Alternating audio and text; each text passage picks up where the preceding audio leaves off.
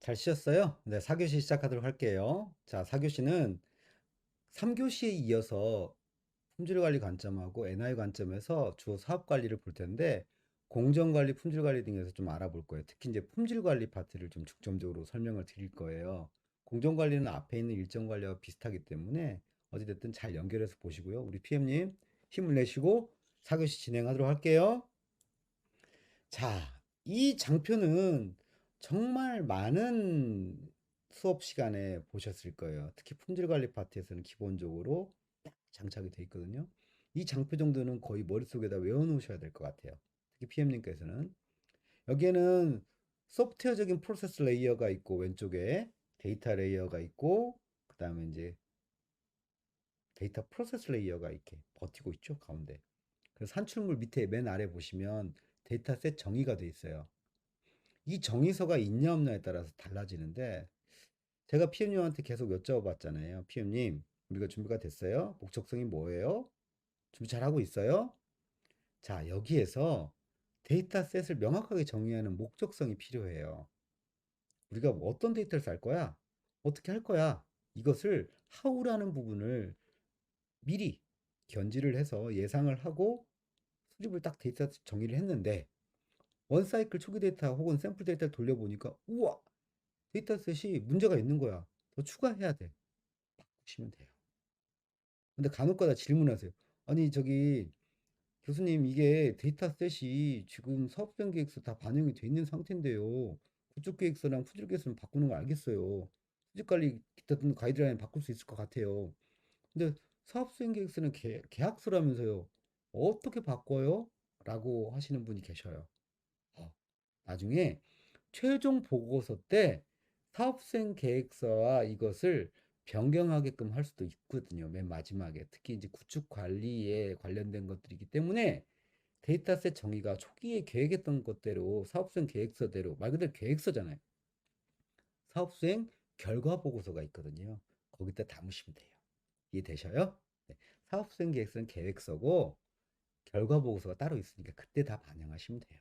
아시겠죠? 네. 어쨌든 중요한 건 구축 계획서에 다 반영이 돼야 된다는 얘기죠. 그 다음에 원시 데이터가 있고, 원천 데이터가 있고, 라벨링 데이터가 있고. 자, 이걸 통해서 학습 데이터 셋이라고 하는 것을 여러분들이 개방을 떠던 하는 겁니다. 자, 그러면 이제 오른쪽에 운영, 활용 파트. 자, 이 그림은 수도 없이 설명을 드려서 더 이상 설명을 안 할 거예요. 그렇지만 PM님께서는 이 과정의 프로세스가 공정관리가 이렇게 단계별로 쭉 진행이 된다는 것을 제가 몇 번 말씀드렸죠. 병렬 처리가 된다고 이렇게. 수집 딱 끝나자마자 자, 수집 끝났으니까 니네 그 집에 가. 이게 아니잖아요. 수집은 계속 이루어지고 정제는 그 사이에 수집 데이터 일부를 받자마자 계속 같이 가고 여기 중간중간에 뭐가 필요할까요? 그럼 품질을 해서 보면 자, 수집이 계속 진행되고 있어. 자, 정제로 넘어와야 돼. 자, 여기에 뭐가 필요해요? 아, 그래요. 품질 관리 파트.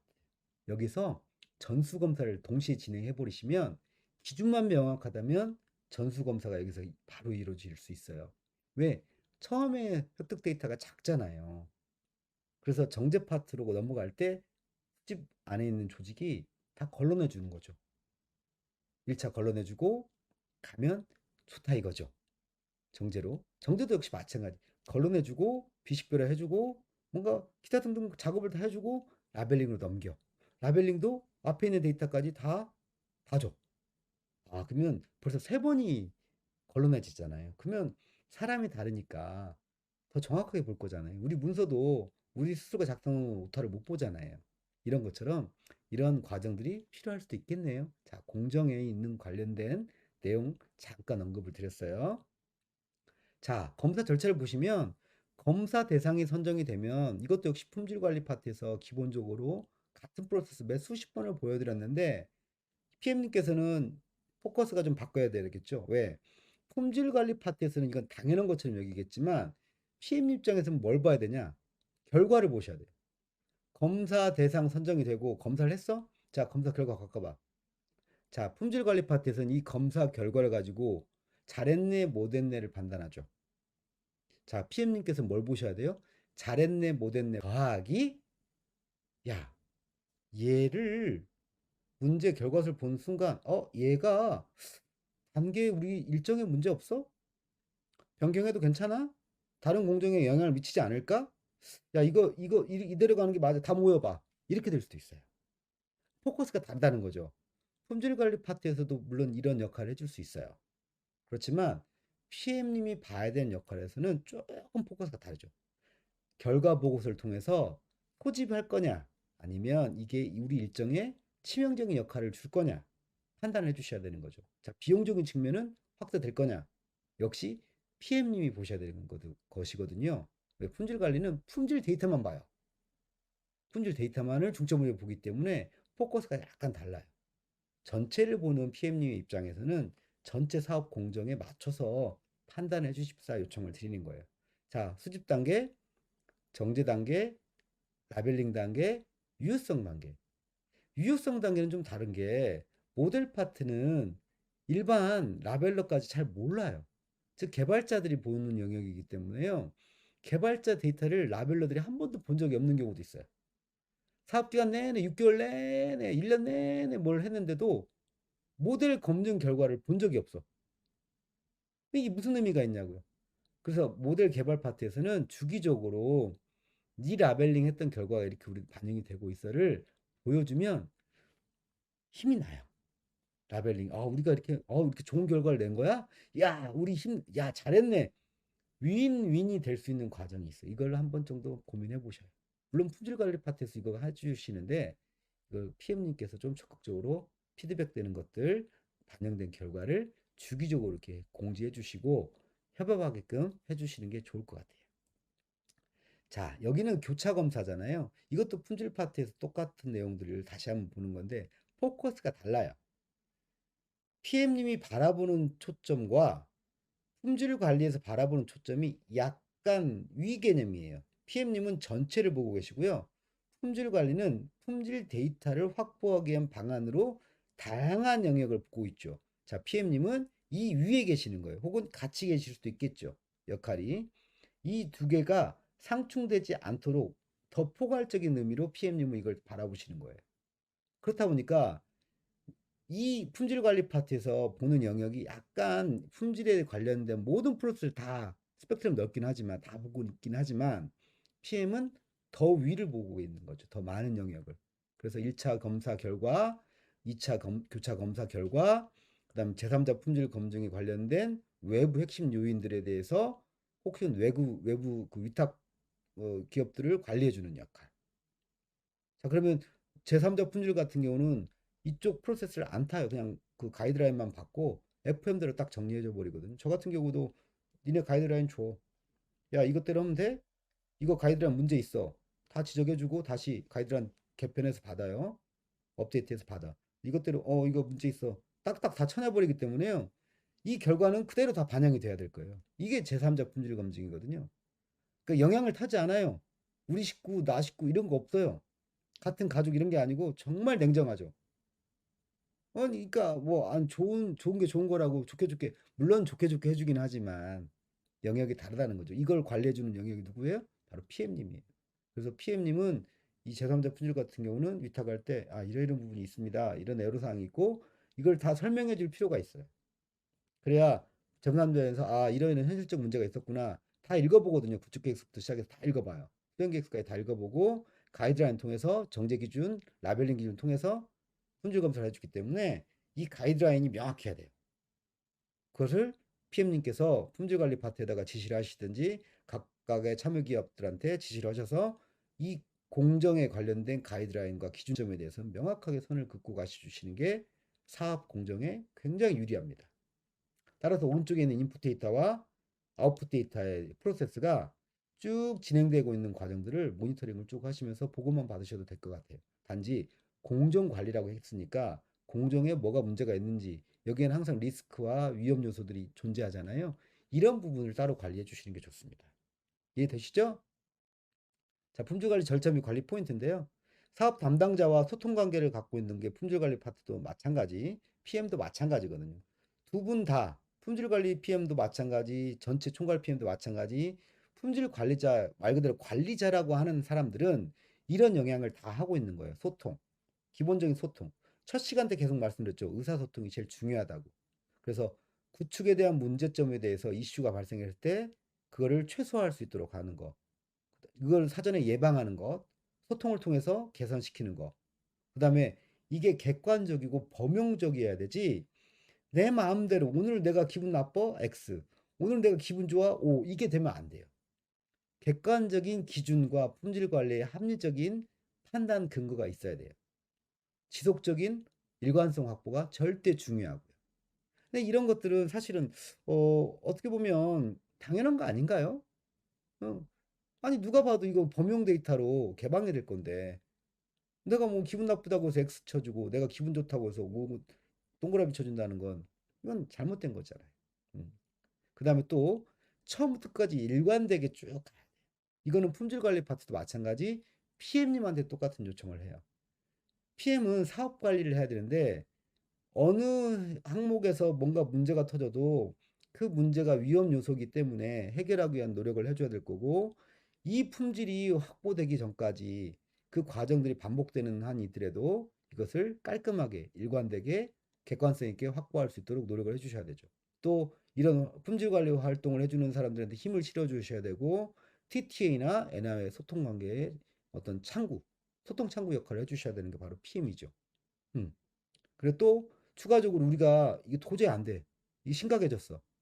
상황 판단을 빨리 해서 이거를 NI 담당자한테 요청을 하시든지 컨설턴트한테 요청을 하셔서 혹은 NI 담당자를 통한 컨설턴트를 통해서 이 문제점을 해결하기 위한 다양한 방법들을 PM님께서 적극 제시를 해주셔야 되죠.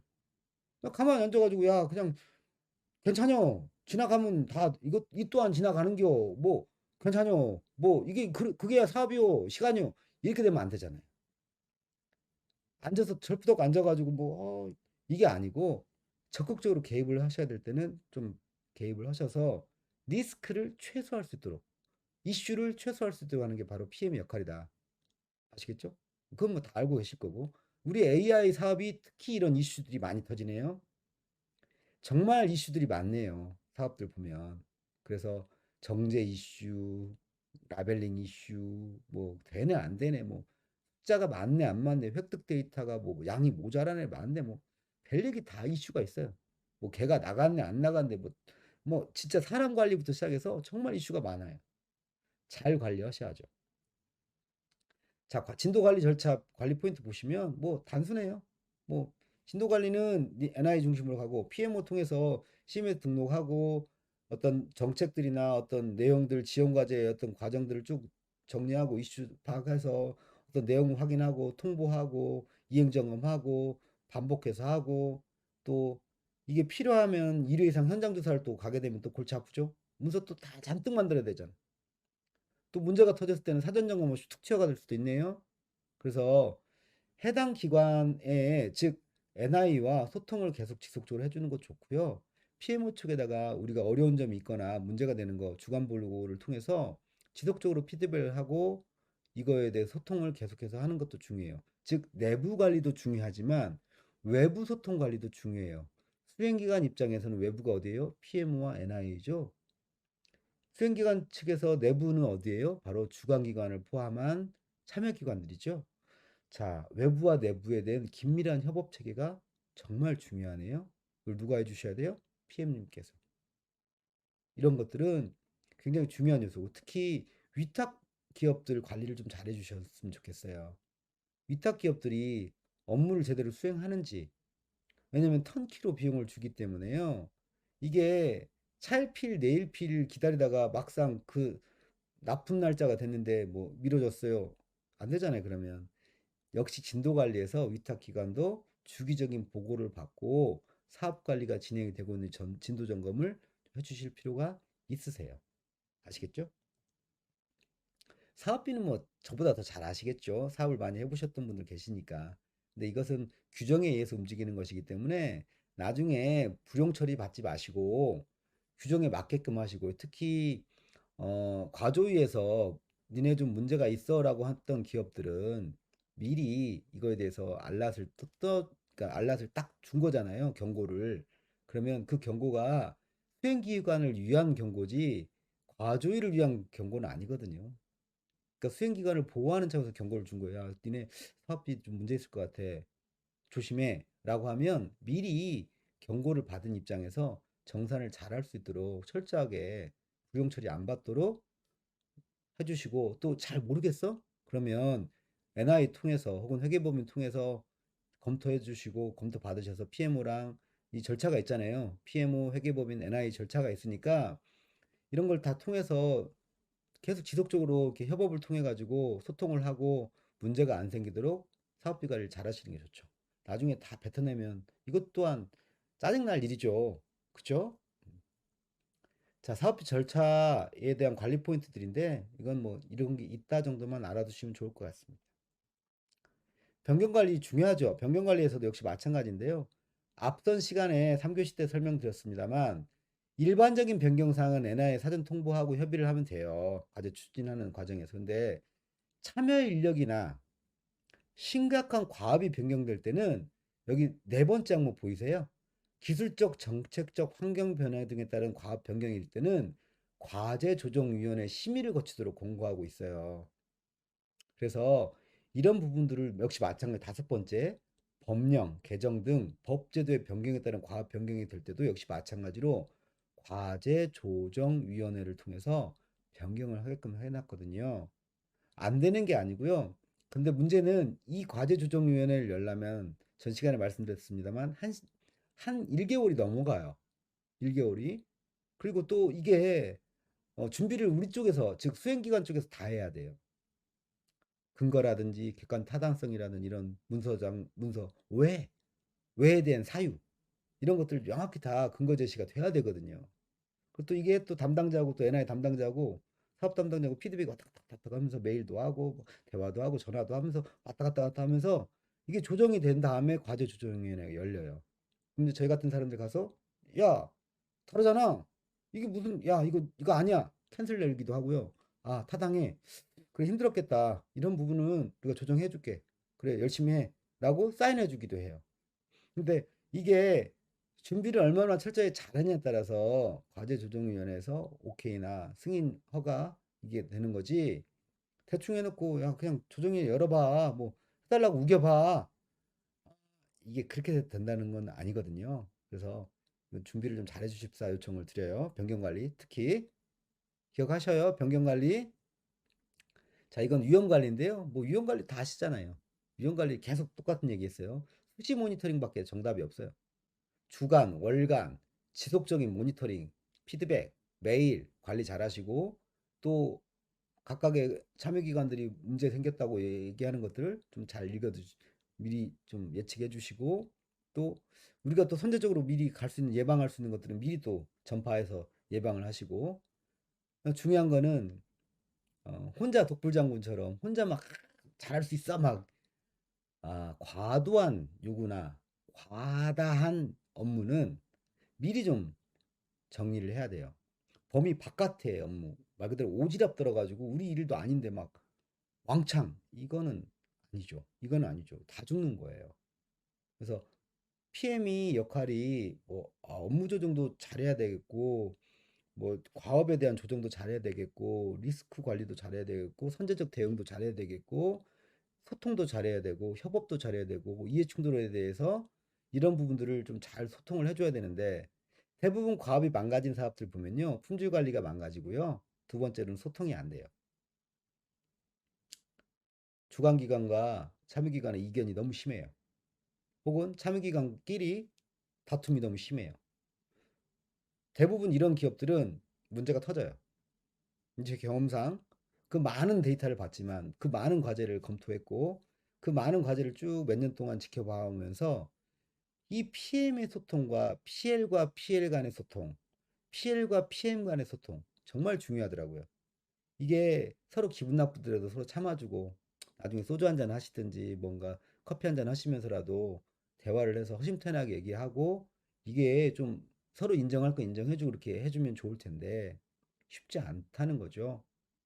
또 이 위험 관리를 통해서 사람 관리뿐만 아니고 다양한 이슈 점검을 통해서 미리 사전에 대응하는 것도 중요한데 사고가 터졌을 때는 사후 대응이 얼마만큼 신속하게 될 거냐 정말 중요하거든요. 저는 이제 보안을 오래 해와서 보안을 하는 가장 큰 핵심은 예방 차원도 중요하지만 사실은 사고 예방이 되지 못해요. 예방을 열심히 하려고 해도 안 되는 게 보안 사고거든요. 보안 사고는 빵 터지면 보안 장비를 이렇게 많이 들여서 많은 인력을 두는 이유가 사후 관리 때문에 그래요. 사고가 터지면 얼마만큼 신속하게 대응할 수 있는 것이냐. 이게 바로 위험 관리의 기본이라고 봐요. 그래서 사고가 빵 터지면 얼마만큼 우리가 준비돼 있어서 신속하게 대응을 해가지고 딱 정리를 할 수 있는 것이냐. 여기가 가장 큰 핵심이거든요.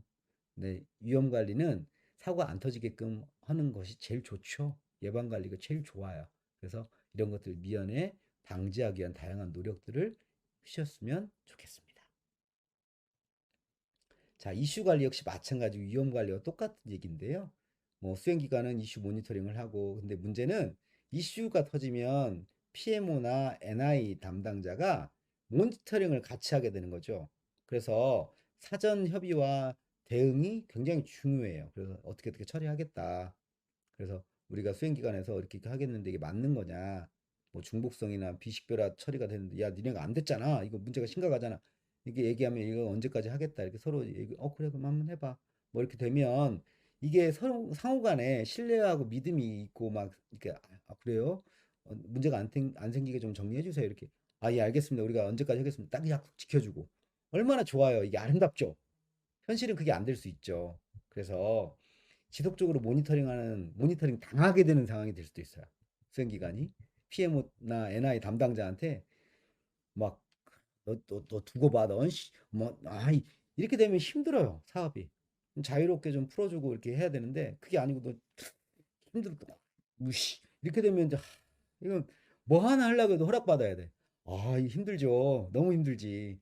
이런 부분들은 미리미리 위험 관리 안에 이슈 관리가 있겠지만 이런 이슈는 미리미리 좀 정리할 수 있도록 소통을 미리미리 하시는 게 좋겠고요.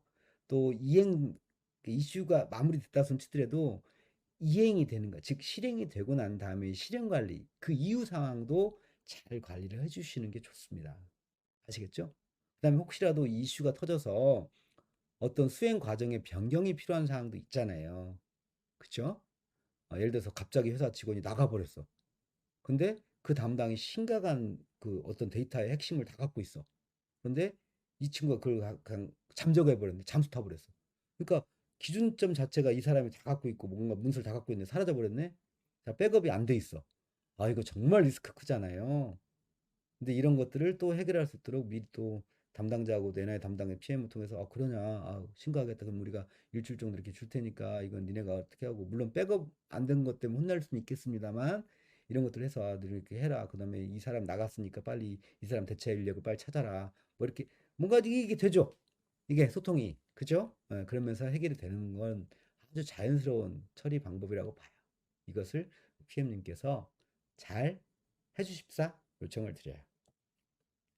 자, 학습정리 보시면 이 2장에서는 뭐 많은 얘기가 있었습니다만 뭐 아레날 사업 관리에 대한 어떤 주요 항목들 그다음에 관점 특히 이 PM이 바라보고 있는 관점 이게 기본적인 저 상위에서 바라보고 있는 관점으로 보기 때문에 이 내려와야 되잖아요 눈높이가 소통 협업 그다음에 기관과 기관 내부와 외부 외부와 외부 외부와 내부 뭐 이런 표현들 많이 하잖아요. 자연스럽게 소통할 수 있는 뭔가의 창구 역할을 해주셔야 된다. 그 다음에 일정 관리, 공정 관리, 품질 관리, 진도 관리, 사업비 관리, 변경 관리, 뭐 위험 관리, 이슈 관리 이런 관리 포인트들에 대해서 PM께서는 충분하게 숙지하시고 뭐 어려운 게 아니에요. 늘상 있는 일들이니까 WBS라고 하는 일정 관리를 통해서 체크 하시고 주간 보고나 월간 보고를 통해서 주기적으로 상호 간에 내부와 내부, 외부와 내부, 그다음에 외부와 외부끼리 협업이 잘 될 수 있도록 정리를 좀 해주십사 하는 요청을 드립니다. 자, 이렇게 해서 이번 교시는 마무리 짓도록 하고요. 저는 다음 교시에 뵙도록 하겠습니다. 수고하셨습니다.